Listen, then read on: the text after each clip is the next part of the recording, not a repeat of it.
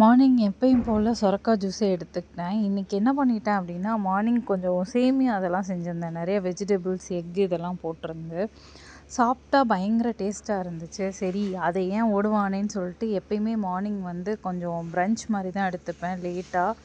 But இன்றைக்கி அதை முன்னாடி எடுத்துக்கிட்டே இப்போ நான் உங்களுக்கு காட்டின மாதிரி ஒரு 3 டைம்ஸ் வச்சு சாப்பிட்டேன். இந்த வெக்கையில் நிஜமாலே கிச்சனுக்குள்ளே நின்று சமைக்க அப்படி ஒரு கஷ்டமாக இருக்குது.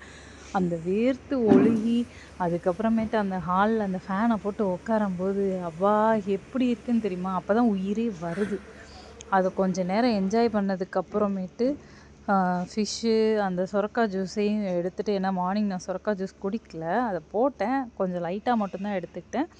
பட் மித்த எல்லாத்தையும் நான் ஆஃப்டர்நூன் இன்னொரு டம்ளரில் எடுத்துக்கிட்டேன், ஒரு 200 ml வரையும்.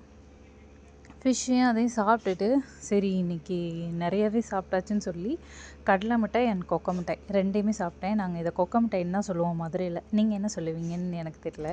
அதையும் சாப்பிட்டு இந்த டேவை நான் வெற்றிகரமாக ஃபுல்ஃபில் பண்ணிட்டேன்.